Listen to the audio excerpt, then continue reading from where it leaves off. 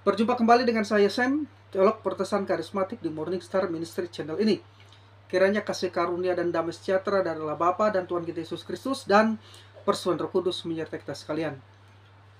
Pada hari ini saya akan membagikan sesi berikutnya, materi yang ke-6 dari seri pemuritan. Dengan topik atau tema kita ini proses pemuritan di gereja lokal. Proses pemuritan di gereja lokal ya. Menjadi murid Kristus adalah suatu proses umur hidup dari tingkat satu, kemudian ke tingkat lainnya menuju kedewasaan. Dimulai dari kelahiran baru hingga berbuah-buah lebat di dalam Kristus. Ini adalah suatu proses yang tidak terwujud dalam seketika atau instan, tidak terjadi dalam satu malam. Ya. Sama seperti tanah liat yang sedang diolah oleh tukang periuk, ia tidak seketika berubah menjadi bejana, tetapi melalui suatu proses pengadukan, pengolahan, dan pembentukan. Bagi kita, proses ini adalah proses pertumbuhan dan perkembangan, termasuk melibatkan pembentukan karakter yang berlangsung seumur hidup, ya, seumur hidup kita sejak kita percaya kepada Tuhan Yesus Kristus. Nah, melaluinya kita diubahkan terus-menerus sehingga sifat atau karakter Kristus tercermin dalam kehidupan kita setiap hari.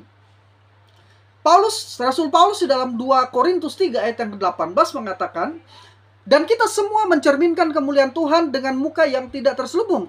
Dan karena kemuliaan itu datang dari Tuhan yang adalah Roh, maka kita diubah menjadi serupa dengan gambarannya dalam kemuliaan yang semakin besar." Nah, inilah tujuan utama pemuritan, yaitu diubahkan menjadi seperti Kristus. Ya, jadi ini merupakan tujuan utama dari pemuritan, yaitu diubahkan menjadi seperti Kristus atau mencerminkan kemuliaan Kristus. Kita ingat di sesi yang lalu, tujuan gereja adalah memuliakan Tuhan, dan tujuan kita juga adalah memuliakan Allah, memuliakan Tuhan. Dan kita harus mencerminkan kemuliaan Kristus yang semakin hari harus semakin besar, semakin nyata. Ya. Namun sesudah menerima Kristus, banyak orang berpikir mereka tidak perlu berjuang. Nah, ini juga pemikiran yang keliru.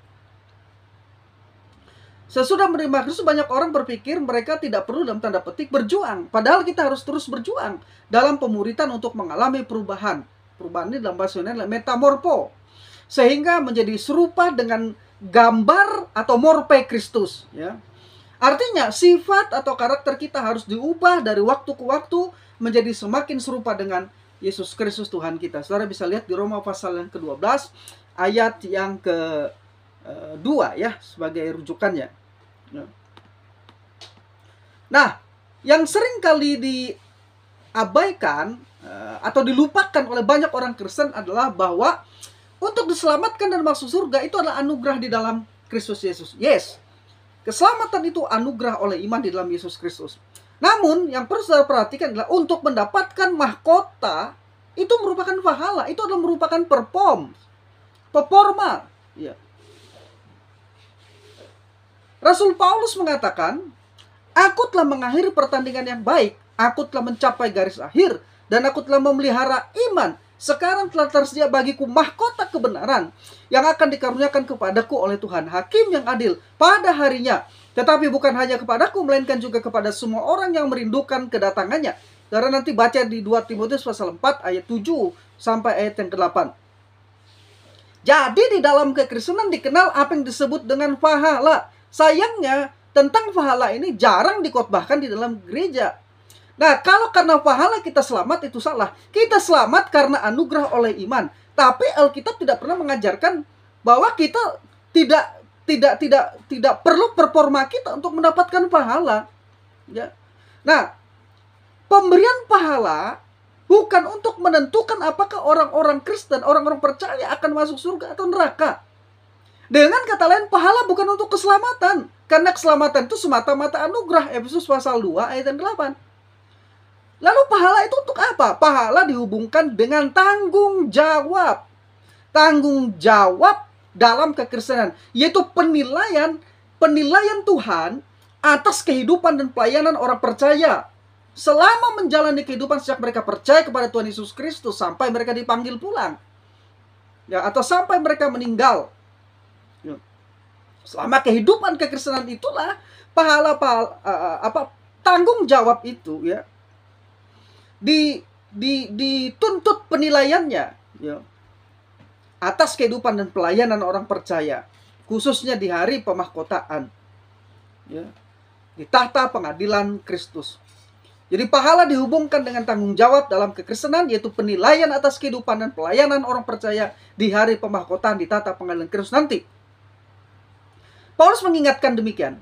Demikianlah setiap orang di antara kita, artinya semua orang percaya yang sudah diselamatkan, akan memberi pertanggung jawab tentang dirinya sendiri kepada Allah.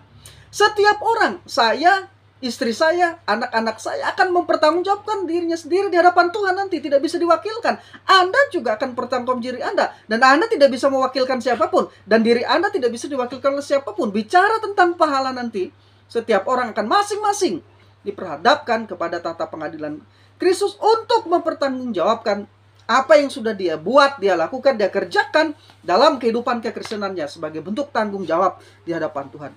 Ya. Inilah ya ayat rujukannya tadi di Roma pasal 14 ayat 12 ya. Nah, inilah tujuan pelayanan Kristen, yaitu memperoleh pahala dan mahkota pada hari pemahkotaan di tahta pengadilan Kristus. Karena itu Paulus mengingatkan, tidak tahukah kamu bahwa dalam gelanggang pertandingan semua peserta turut berlari, tetapi hanya ada satu orang saja yang mendapat hadiah. Karena itu, larilah begitu rupa dikatakan, sehingga kamu memperolehnya.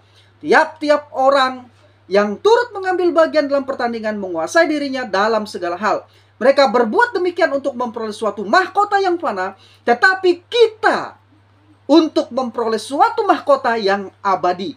Sebab itu aku tidak berlari tanpa tujuan, dan aku bukan petinju yang sembarangan saja memukul, tetapi aku melatih tubuhku dan menguasainya seluruhnya, supaya sesudah memberitakan Injil kepada orang, jangan aku sendiri tolak. Kata ditolak di sana bukan berarti hilang keselamatan.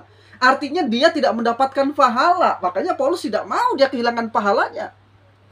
Dia bukan hanya mengajar, ya, mengajarkan untuk berjuang, bertanding, menguasai diri untuk menyelesaikan pertandingan, ya, tetapi mendorong jemaat-jemaat, ya, juga termasuk jemaat di Korintus, ya, untuk melakukan pertandingan dengan baik, supaya mendapatkan mahkota. Jadi sekali lagi, keselamatan karena anugerah oleh iman semata-mata.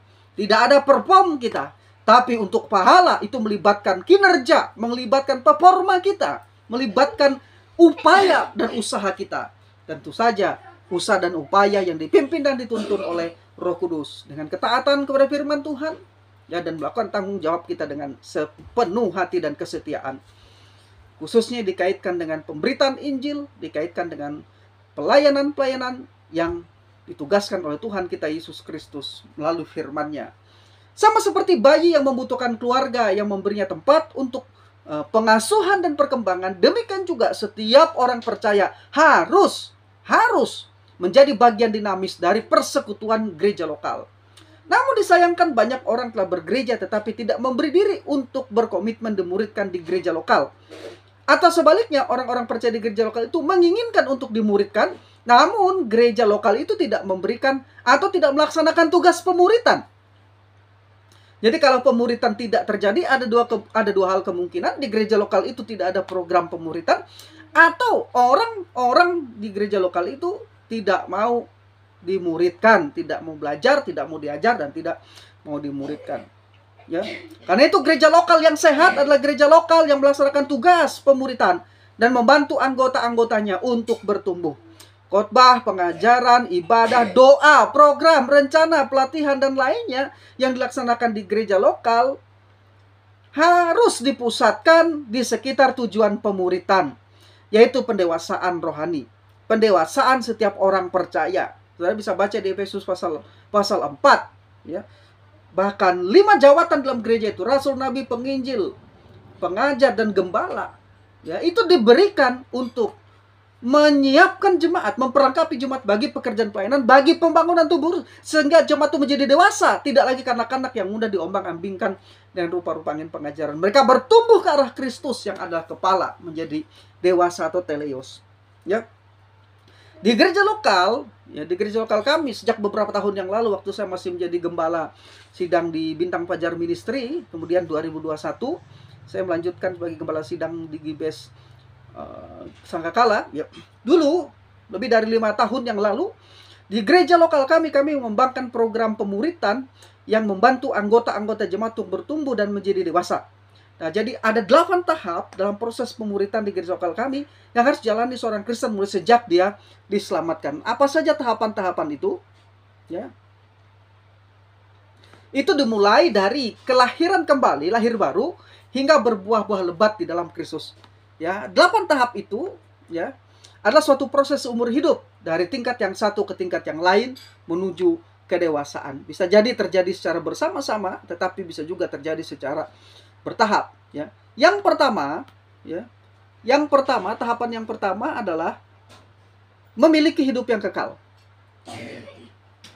Murid Kristus haruslah memiliki hidup yang kekal. Sebab di materi yang sebelumnya saudara harus ingat, ya, bahwa orang lahir baru ketika membaca Alkitab bisa memahami, tapi mereka tidak bisa menerima karena mata hati mereka dibutakan dan mereka juga sedang keadaan kematian rohani, mati secara rohani. Nah, jadi lahir baru oleh kuasa Roh Kudus, ya, oleh Roh Kudus yang melahir barukan, itu menjadi syarat bagi seorang murid. Ya, murid Kristus harus memiliki hidup yang kekal. Tujuan Yesus datang dan mati untuk dosa-dosa kita bukan sekedar supaya kita tidak binasa, melainkan untuk memberi hidup yang kekal. Saudara bisa baca Yohanes 3 ayat 15-16, pasal 17 ayat 3, 1 Yohanes 5 ayat 11-13. Jelas sekali tujuan Yesus itu bukan sekedar supaya kita tidak binasa, tapi secara positif supaya kita memiliki hidup yang kekal. Jadi seorang murid Kristus yang sejati, yang benar-benar murid Kristus adalah seorang yang telah diselamatkan. Seorang murid Kristus adalah seorang yang telah dilahirkan kembali. Sudah diselamatkan berarti bukan sekedar percaya Yesus, mengaku Yesus Tuhan Juru Selamat, mengaku dia sebagai Mesias, tapi benar-benar sudah dilahirkan kembali, sudah diregenerasi oleh Roh Kudus. Ya, murid Kristus, orang percaya dalam hati dan mengaku dan mulutnya bahwa Yesus adalah Tuhan, ini adalah orang-orang yang diselamatkan. Roma pasal 10 ayat 9-10. Mereka telah dilahir barukan, mereka telah diregenerasi, mereka telah mendapat hidup yang kekal. Dengan demikian secara teologis, seseorang menjadi murid Kristus ketika kuasa Roh Kudus turun atasnya dan menjadikannya suatu ciptaan yang baru. 2 Korintus 5 ayat yang 17. Saat seseorang mendapatkan anugerah hidup kekal itu adalah anugerah. Kita tidak mengusahakannya, tetapi merupakan kasih karunia Tuhan. Ya, seketika itu juga ia diselamatkan dan menjadi murid Kristus. Yohanes pasal 3 ayat 16. Yohanes pasal 14 ayat 6, Kisah Para Rasul 4 ayat 10-12.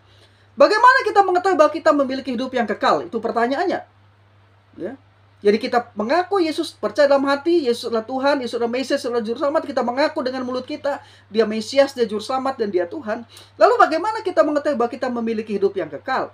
Yohanes pasal 17 ayat yang ketiga, Tuhan kita mengatakan, ya, kita memiliki hidup yang kekal apabila telah mengenal Bapa sebagai satu-satunya Allah yang benar dan mengenal Yesus Kristus yang diutusnya.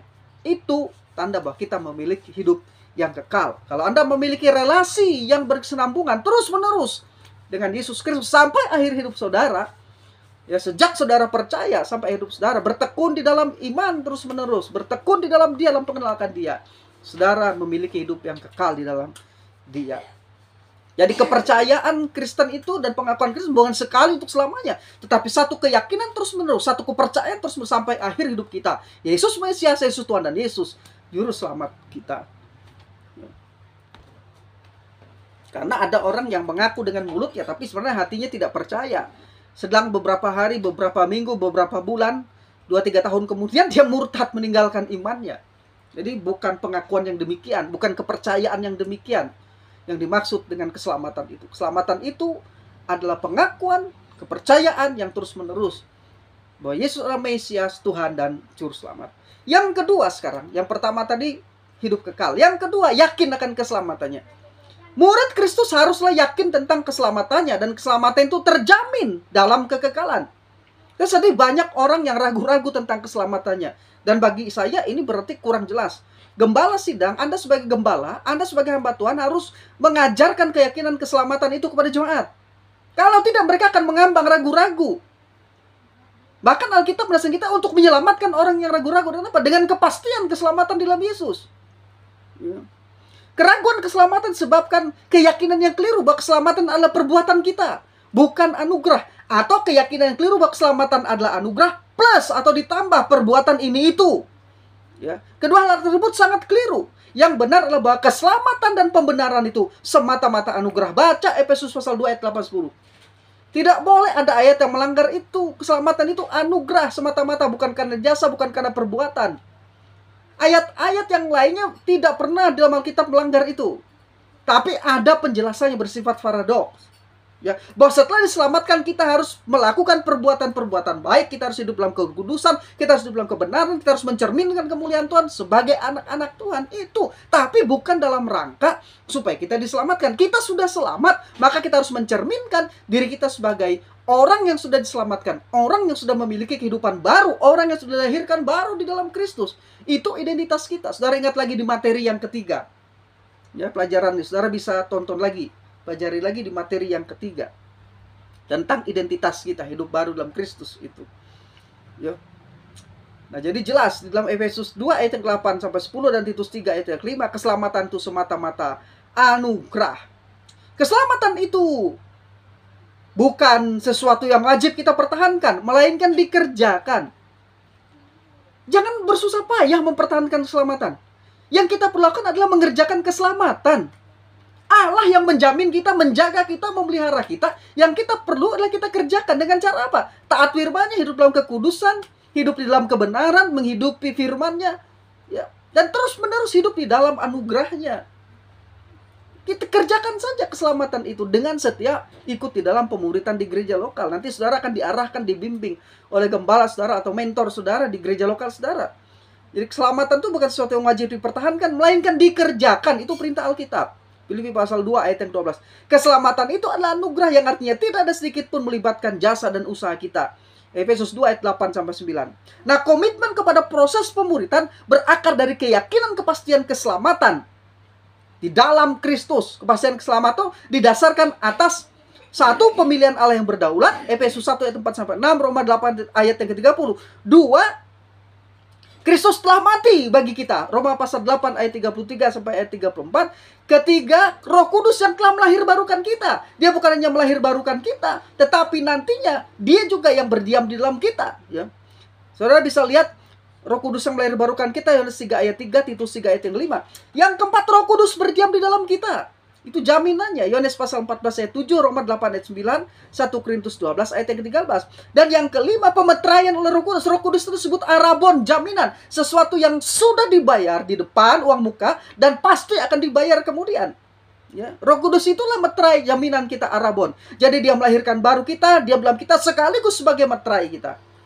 Ya, saudara bisa lihat di 2 Korintus 1 ayat 21 sampai 22, Efesus 4 ayat 30. Dan yang keenam, pemeliharaan Allah. Yohanes pasal 10 ayat 28 sampai ayat 29, Roma 8 ayat 38-39.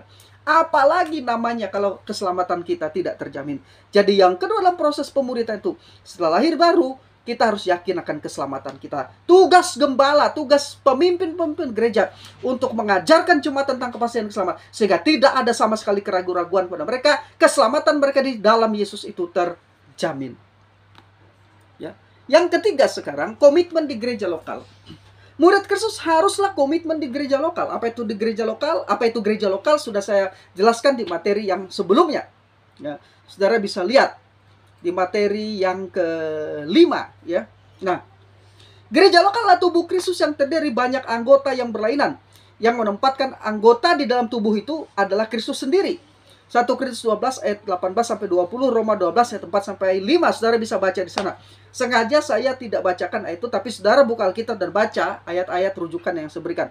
Nah, komitmen di gereja lokal berakal dari keyakinan bahwa Allah menurut kehendak yang berdaulat telah menetapkan dan menempatkan setiap orang percaya di gereja-gereja lokal.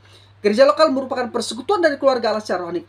Jadi saudara harus memiliki keyakinan sebagai gembala, sebagai jemaat, Tuhanlah yang menempatkan saudara di tempat itu, menjadi gembala, menjadi pemimpin jemaat, ataupun menjadi anggota jemaat di tempat itu. Jadi komitmen di dalam gereja lokal, akarnya itu di mana? Keyakinan bahwa Allah lah yang telah menempatkan saya di sini. Allah lah yang telah memilih menetapkan saya sebagai gembala, sebagai pemimpin gereja. Allah lah telah menempatkan saya sebagai jemaat di tempat ini. Ya. Keyakinan itu harus kita miliki. Ya, dan itu benar. Saudara bisa baca ayat-ayatnya itu. Di 1 Korintus 12 ayat yang ke-8, dialah yang menempatkan jemaat. Roma pasal 12 ayat 4 juga sampai 5. Ya. Nah, kemudian di Efesus pasal yang kedua, ayat yang ke-19-20, gereja lokal merupakan persekutuan dari keluarga Allah secara rohani. Gereja lokal merupakan tempat untuk mengasuh, merawat, mengayomi. Dengan kata lain, gereja lokal adalah tempat di mana proses pemuritan dilaksanakan. Di gereja lokal orang percaya diajar, dididik, dibentuk, diperlengkapi, dan dibantu bertumbuh secara rohani. Ya, untuk nantinya mereka akan terlibat menjadi orang-orang yang melayani. Di gereja lokal orang percaya saling membantu dan melayani. Di gereja lokal orang percaya saling menjaga dan melindungi agar terhindar dari kemunduran rohani. Dan di gereja lokal orang percaya mengambil bagian dalam misi Kristus. Saudara bisa lihat lagi di materi sebelumnya, di materi yang kelima. Ya, penting untuk komitmen di gereja lokal. Sekarang proses yang berikutnya dalam pemuritan adalah yang keempat, bertekun dalam ibadah, doa, dan pengajaran Alkitab. Gereja lokal wajib memperhatikan nasihat Rasul Paulus kepada Titus demikian. Tetapi engkau beritakanlah apa yang sesuai dengan ajaran yang sehat. Titus 2 ayat 1. Ajaran sehat adalah doktrin atau didaskalia. Kata Yunani didaskalia itu berkaitan dengan apa yang diajarkan. Doktrin yang sehat. Ini dihubungkan dengan praktek kehidupan sehari-hari. Titus 2 ayat 1 sampai 14, saudara baca di sana. Jadi doktrin yang sehat akan memelihara orang percaya agar tetap sehat dan terhindar dari kekeliruan. Kalau saudara membaca seluruh surat Rasul Paulus sebelum menasihati selalu memulai dengan doktrin. Coba saudara baca. Dia ajarkan ini doktrinnya, dia tunjukkan nasihatnya, ini keliru, ini yang benar, lakukan ini. Tapi doktrin selalu mendahului praktek kehidupan. Saudara tidak bisa tiba-tiba ujuk-ujuk ujian di sekolah kalau tidak tahu pelajarannya apa. Makanya di sekolah itu dipelajari dulu, baru ada ujiannya. Baru ada prakteknya. Nah, di dalam Alkitab selalu diajarkan doktrinnya, baru kemudian prakteknya apa. Jadi hal-hal yang bersifat praktis setelah diberitahu doktrinnya apa dan bagaimana oleh Rasul Paulus. Saudara bisa cek, baca semua surat-surat Paulus. Paulus selalu memulai dari doktrin, kemudian memberikan nasihat-nasihat, dan bagaimana jemaat menjalani kehidupan praktis mereka. Jadi orang berkata doktrin tidak penting. Doktrin tidak penting itu dari mana? Itu hanya teori Anda. Doktrin itu penting. Makanya jemaat itu bertekun di dalam doktrin. Didaskalia. Bertekun di dalam doktrin para rasul. Itu salah satu hal yang paling mendasar. Habit paling mendasar di gereja mula-mula. Itu adalah ketekunan mereka mengikuti pengajaran rasul-rasul. Doktrin yang sehat inilah akan memelihara jemaat orang percaya agar tetap sehat, terhindar dari kekeliruan. Doktrin yang sehat menghasilkan pertumbuhan dan praktek kehidupan yang kudus dan berkenan kepada Allah. Jadi kalau prakteknya tidak sehat, tidak kudus, berkenan kepada Allah, ada yang salah pada doktrinnya. Doktrin yang benar selalu menghasilkan pertumbuhan dan praktek kehidupan yang kudus dan berkenan kepada Allah. Murid Kristus haruslah bertekun dalam ibadah, doa, pengajaran firman, ya, dan ini semua akan membantu pertumbuhan itu. Jadi murid Kristus harus bertekun dalam ibadah, doa, pengajaran firman Tuhan yang akan membantu mereka bertumbuh. Baca Kisah Rasul 2 ayat 42, Kisah Rasul 6 ayat 6 dan 7. Dengan belajar firman Tuhan, kita mengerti kehendak Tuhan dan melakukannya. Firman dan doa menyucikan hidup kita, dan doa mengubah kita kepada sudut pandang Allah. Jadi doa tidak berfokus lagi pada diri kita, tapi mengubah kita untuk melihat apa sudut pandang Allah. Saudara lihat Yohanes pasal 17 ayat 17. Yesus menghubungkan firman atau kehendaknya dengan doa yang dijawab. Yohanes 15 ayat 7. Diperlukan keseimbangan antara doktrin dan praktikal, pengetahuan firman Tuhan dan pengalaman. Orang-orang Kristen harus diajarkan firman Tuhan, doktrin Alkitab, dan dibimbing agar melakukan atau mempraktekkan ajaran itu dalam ketaatan, sukacita, dan kasih kepada Kristus. Kristus memerintahkan para muridnya. Dalam Matius 20:20, ajarlah mereka melakukan segala sesuatu yang telah kuperintahkan kepadamu. Jadi Yesus mengajarkan, mereka diperintahkan untuk mengajar lagi kepada murid-murid lainnya. Dan dalam Yohanes 13 ayat 17 Yesus berkata, jikalau kamu tahu semuanya ini, doktrin yang diajarkannya kepada murid-muridnya, maka berbahagialah kamu jika kamu melakukannya. Jika kamu melakukannya adalah praktik. Jadi doktrin dan praktik adalah bagian yang integral, ya, di dalam pemuritan di gereja lokal, ya. Sekarang yang kelima, proses yang kelima adalah bertumbuh dalam karakter Kristus. Murid Kristus haruslah bertumbuh dalam karakter Kristus. Ya, hidup baru yang Allah berikan menghasilkan hati itu kardia, dalam bahasa ini menghasilkan hidup yang diubahkan. 2 Korintus 5 ayat 17, Roma 12 ayat 1 dan 2, Matius 7 ayat 17 sampai 18 Galatia 5 ayat 22 sampai ayat yang 23. Karakter harus mendahului karunia-karunia. Saya perhatikan ini. Sebab ada orang yang saya lihat sudah berkarunia, dia merasa sudah hebat. Karunia itu nama juga karunia, anugerah, bukan upaya kita, bukan usaha kita. Tapi karakter itu diupayakan. Itu adalah hal-hal kecil yang kita lakukan terus-menerus. Ingat, saudara, kembali lagi kepada pelajaran bagaimana fondasi di dalam membangun karakter. Atau bagaimana membangun karakter Kristen yang baik. Kehidupan rohani yang baik. Atau habit. Atau kehidupan kebiasaan-kebiasaan rohani yang baik. Saudara, lihat lagi materi-materi yang sebelumnya saya sampaikan. Tapi ada orang mendapat karunia, bisa menyembuhkan, mendoakan sakit, lalu benar-benar menyombongkan karunia itu. Persis sama seperti jemaat di Korintus. Tidak ada yang salah dengan karunia. Yang salah itu orang yang diberi karunia itu tidak paham bahwa karunia itu anugerah Tuhan, yang dia dipakai oleh Tuhan untuk membangun orang lain, bukan untuk menyombongkan dirinya. Maka saya ingatkan, tugas pemimpin itu adalah pengawas di dalam jemaat Tuhan, supaya pelaksanaan karunia-karunia itu berjalan dengan baik. Jangan memadamkan karunia, tetapi karunia itu harus diawasi supaya berjalan dengan baik. Karena setiap orang harus melayani sesuai dengan karunia yang ada padanya. Jangan pemimpin malah memadamkannya. Kalau ada orang dan karunia kesembuhan, ya diarahkan. Ya, itu digunakan untuk pelayanan, bukan untuk disombongkan. Ya, jadi kita harus tahu bahwa yang menghasilkan karakter, ya itu bukan karunia. Ya. Murid Kristus harus bertumbuh dalam karakter Kristus. Hidup baru yang Allah berikan menghasilkan kardia yang diubahkan, yang memimpin kepada karakter yang diubahkan, kemudian menghasilkan hidup yang diubahkan. Karakter harus mendahului karunia, sebab orang Kristen jatuh bukan karena kekurangan karunia dan kuasa, melainkan karena kekurangan karakter. 1 Korintus 14 ayat 1. Banyak orang jatuh itu bukan karena kekurangan karakter, tapi kekurangan karakter. Kesombongan. Ya, ketika dia dipakai Tuhan dan karunia luar biasa, mulai sombong. Ya. Dia tidak belajar, tidak mau diajar, tidak mau dimuridkan, merasa berkarunia seperti itu. Akibatnya apa? Kita tahu banyak orang jatuh, itu bukan karena karunia, tetapi karena karakternya. Karakter yang belum dibangun. Doktrin yang sehat akan memelihara orang percaya agar tetap sehat dan terhindar dari kekeliruan. Doktrin sehat menghasilkan pertumbuhan dan perkembangan rohani yang sehat bagi orang percaya. Doktrin sehat menghasilkan praktek kehidupan kudus dan berkenan kepada Allah. Merupakan fakta terbukti bahwa doktrin mempengaruhi karakter. Jika seseorang menerima dan mengikuti doktrin yang sehat, maka doktrin itu akan menghasilkan karakter ilahi dan karakter Kristus. Paulus memberikan nasihat kepada Timotius agar awasilah dirimu dan awasilah ajaranmu. 1 Timotius 4 ayat 6.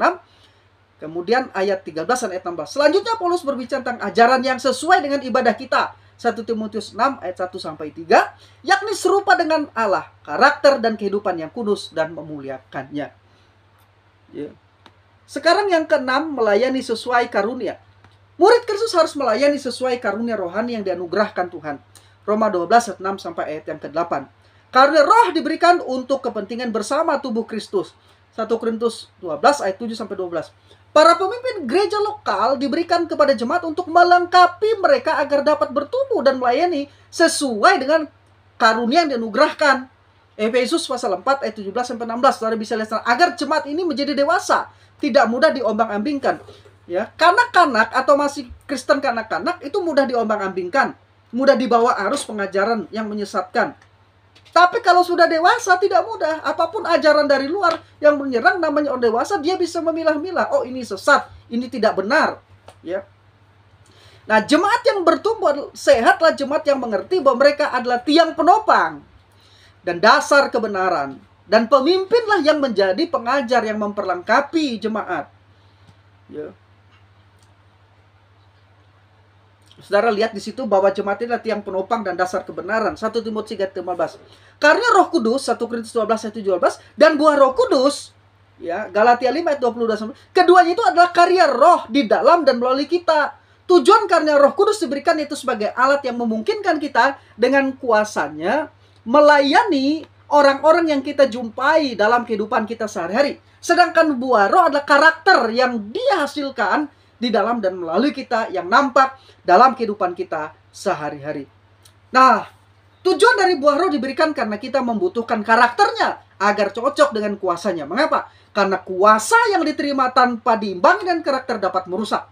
Jadi Roh Kudus berkarya di dalam kita melalui dua cara, yaitu melalui dua cara, yaitu satu, kuasa roh yang mengubah dan memerdekakan, dan yang kedua, karakter roh, yaitu moral dan etika yang menyertainya.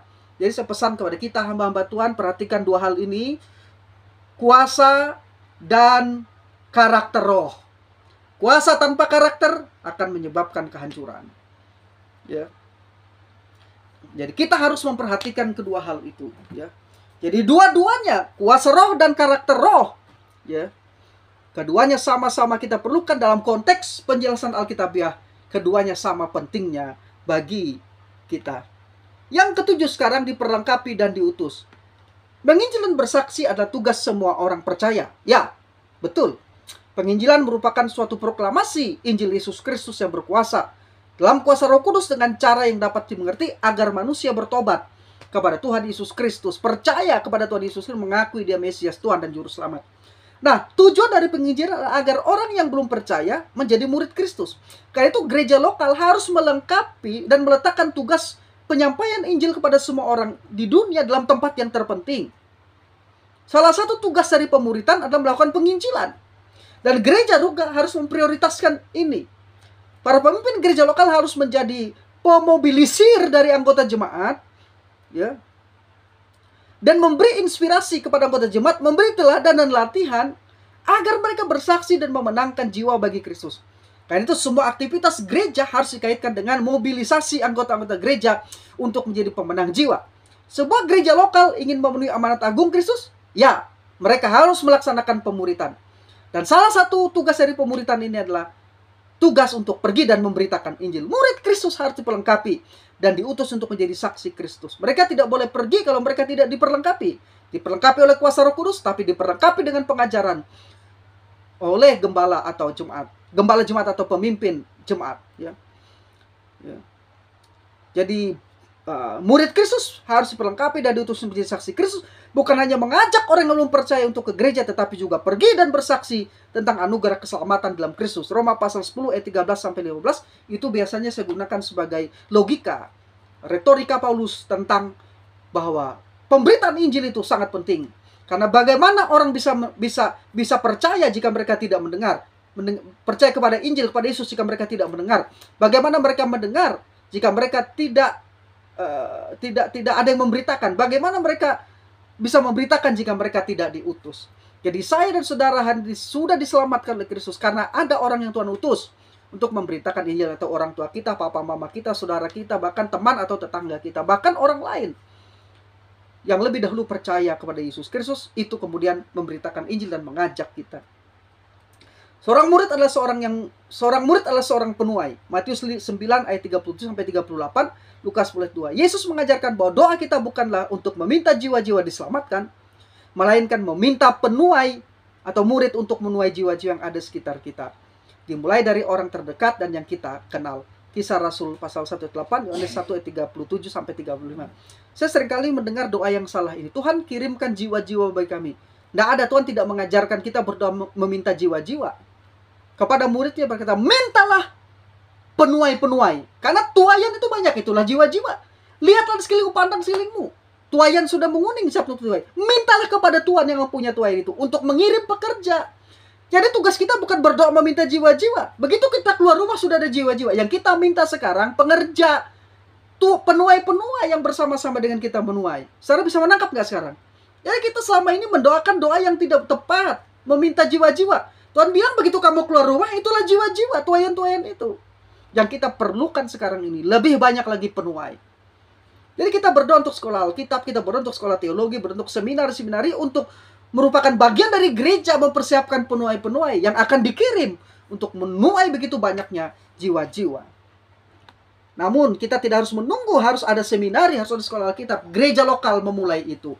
Ya, kalau sudah mampu, kita bisa menggunakan wadah khusus sekolah Alkitab untuk mengembangkan, atau seminari teologi untuk mengembangkan tempat ya penuai-penuai yang akan menuai jiwa-jiwa. Yang terakhir sekarang yang ke-8, prosesnya berbuah-buah lebat bagi Kristus. Murid Kristus dikenali dari buah yang dihasilkannya. Buah-buah yang baik adalah tanda kesejatian seorang murid Kristus. Yohanes 1 ayat 1-8. Murid Kristus yang sejati dapat dibedakan dari yang palsu dengan melihat buahnya. Kristus berkata, dalam Matius pasal yang ke-7 ayat 17 sampai 18, demikianlah setiap pohon yang baik menghasilkan buah yang baik, setiap pohon yang tidak baik menghasilkan buah yang tidak baik. Tidak mungkin pohon yang baik itu menghasilkan buah yang tidak baik, ataupun pohon yang tidak baik itu menghasilkan buah yang baik. Buah adalah pemurnian, ya. Buah adalah kemurnian ajaran, motivasi, dan karakter hidup yang sesuai dengan kehendak Tuhan. Saudara bisa lihat Matius 7 ayat 21, Yohanes 13 ayat 35, kemudian 2 Petrus 2 ayat 1 sampai 20. Karena orang-orang yang ditolak itu dihubungkan Tuhan dengan orang yang tidak melakukan kehendak Tuhan. Jadi buah di situ adalah bagaimana kemurnian ajaran, motivasi kita dan karakter hidup kita yang sesuai dengan kehendak Tuhan. Buah-buah dari kehidupan Kristen berhubungan dengan karakter dan tindakan, meliputi buah pertobatan, Matius 3 ayat yang ke-8, buah pengudusan, Roma 6 ayat 22, buah terang, Efesus 5 ayat 8 sampai 9, buah bibir, Ibrani 13 ayat 5, buah Roh Kudus di dalam orang percaya, Galatia 5 ayat 22 sampai 23, buah keberhasilan, Mazmur 1 ayat 3, bandingkan Ulangan 1:8, dan buah yang menghasilkan jiwa-jiwa, Yohanes pasal 5 ayat 19. Kristus berbuah-buah melalui kehidupan murid-muridnya. Sebab dikatakan, akulah pokok anggur dan kamu ranting-rantingnya. Dan di ranting-ranting ini ada buah. Jadi Kristus berbuah dan mencerminkan buah melalui murid-muridnya. Atau murid-murid Kristus itu mencerminkan Kristus melalui buah-buah yang terlihat dari kehidupan mereka.